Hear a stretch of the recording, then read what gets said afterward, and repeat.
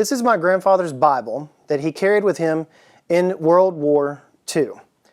My grandfather was in the 95th Infantry Regiment in the United States Army. His unit became known as the Iron Men of Metz because of their liberation of the town of Metz, France, from the Nazis in 1944.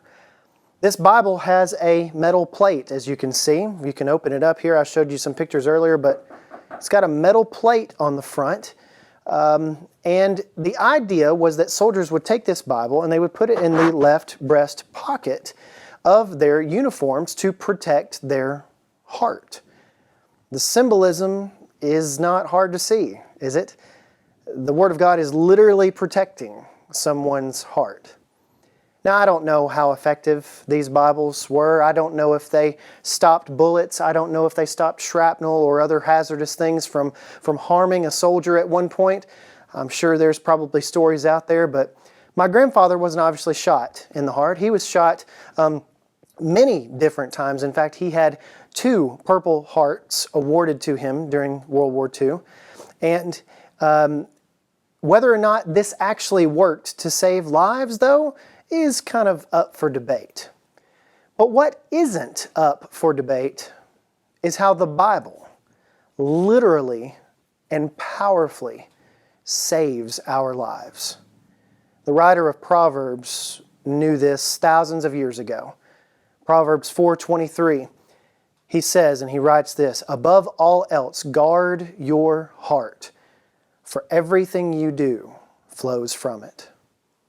The author here is not talking about your physical heart organ, the vital organ in our body that pumps blood throughout our bodies. But the correlation, the connection here is very interesting.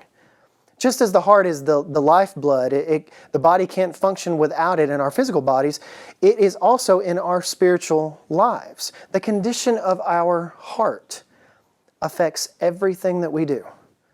And when we let something else control our heart, when we give our hearts to something else, we aren't protecting it like we should.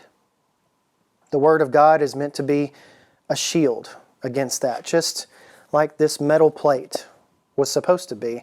It's meant to be a shield against those types of things. Just as if a soldier were to put this metal-plated Bible in their pocket next to their heart, we should also keep the Word of God close to our hearts and let it act as a protector and sometimes a filter to what let in and to what not to.